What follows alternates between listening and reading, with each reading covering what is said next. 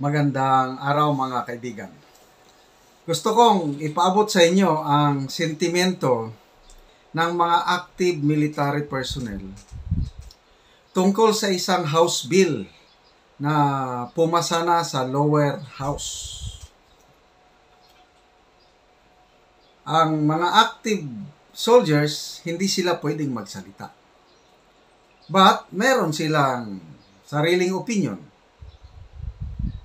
So, yung mga sentiments nila, nalalaman ko.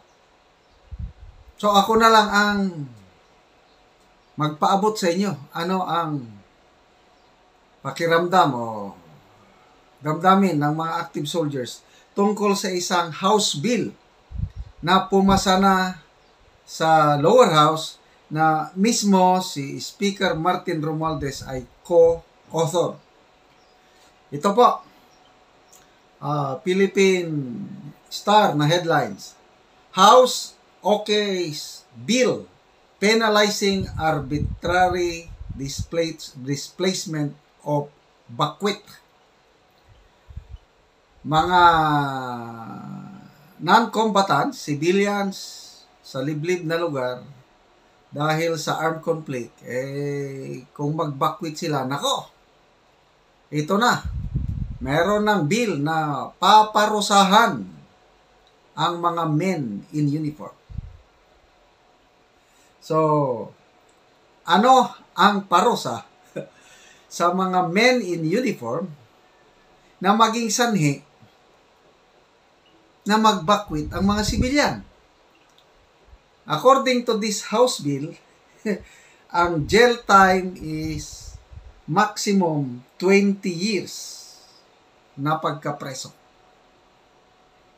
Grabe. At itong House Bill na ito, originally, House Bill 8269. Originally, authored ito ng 3 makabayan bloc.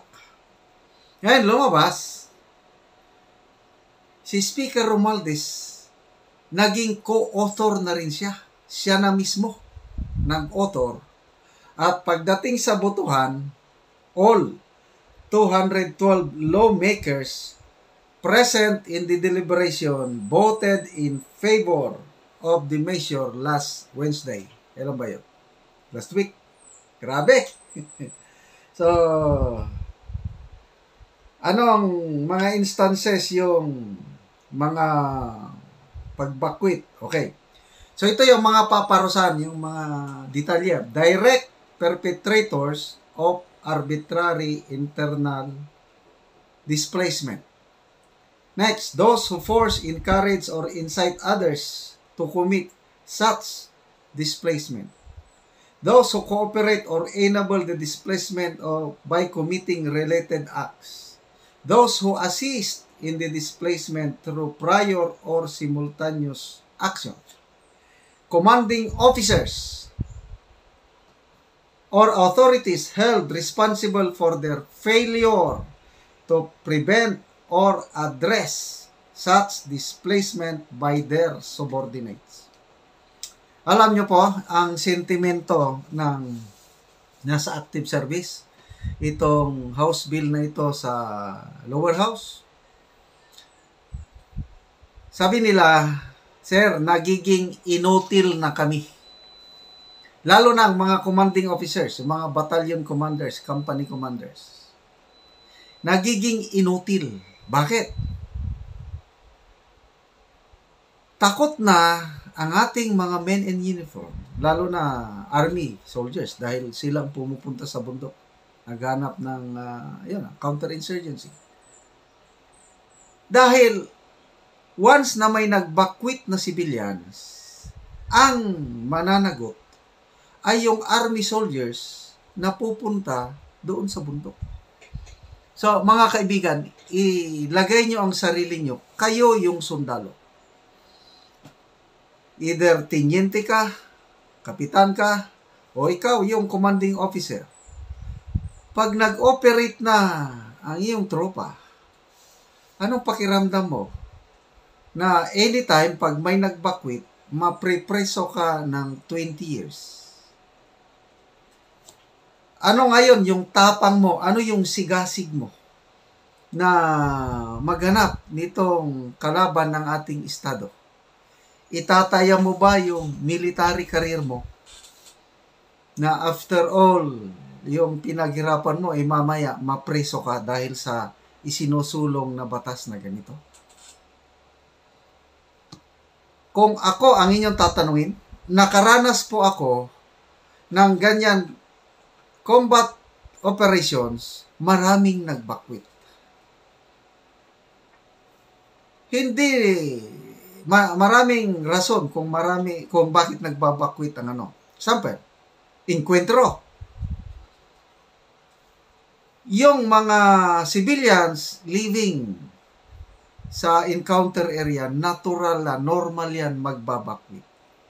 Kasi takot sila.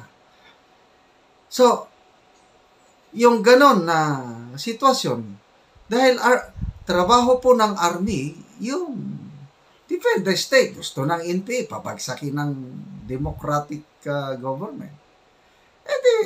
Punta sa bundok, hanapin itong mga NPA na gustong magpabagsak sa gobyerno, ay kung nagka-enkwentro.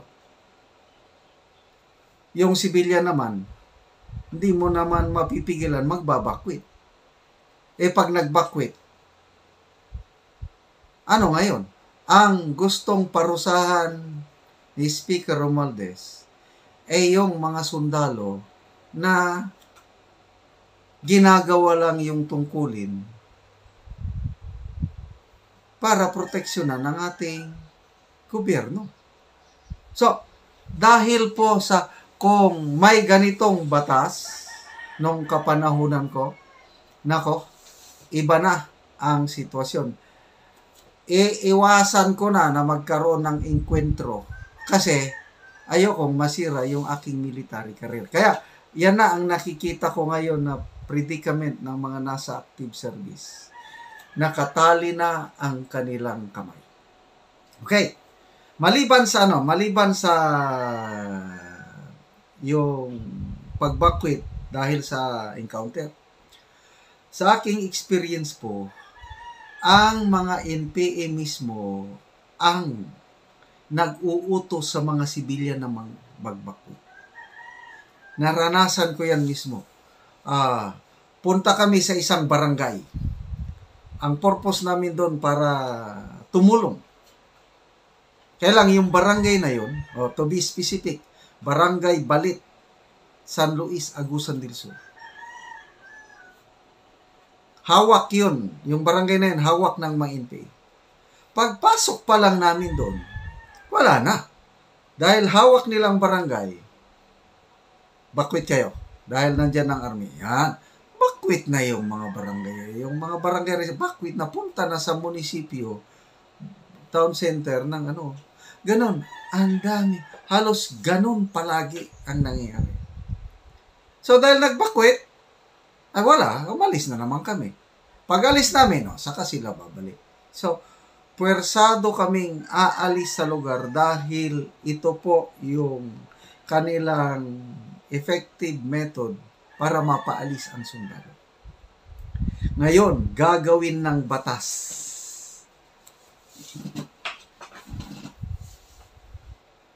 Nakakapanlumo. Instead na napakaganda na po panahon ni PRRD, all-out support ang Philippine government, yung civilian government sa ating AFP. Talagang lahat ng pangangailangan. Pagkain, sweldo, bala, aerial support, intelligence support.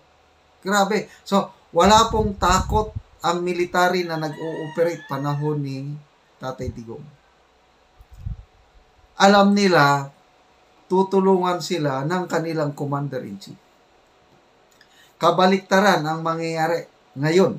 Pag na-approve itong House Bill na ito, granting napapasa sa Senado, and then aprubahan, pirma ng Pangulo, wala na. Huwag na nating asahan na matatapos itong local communist armed conflict, yung NTF-ELCAC na simulan ni Tatay Digong. Konti-konti na lang ang kalaban naghihingalo na, kung sa boxing pa matutumba na, just a matter of time. Itong ating Pangulo, yun ang utos niya sa AAP. Tapusin ninyo ang local communist armed conflict as soon as possible by year end. Yun ang utos ng Pangulo. Eh, anong ginagawa ng Speaker of the House? Yan, kabaliktaran. Itong ginagawa ngayon ng House of Representatives, pangsalba sa naghihingalo nga communist armed movement. Ito yung ano. Kaya masasabi ko ng ating Speaker of the House, talagang nahulog na ng todo sa patibong ng mga leftist. Sana hindi ito papasa sa Senado. Sana hindi ito permahan ng Pangulo. But kung magkaganon man, I don't know what will happen.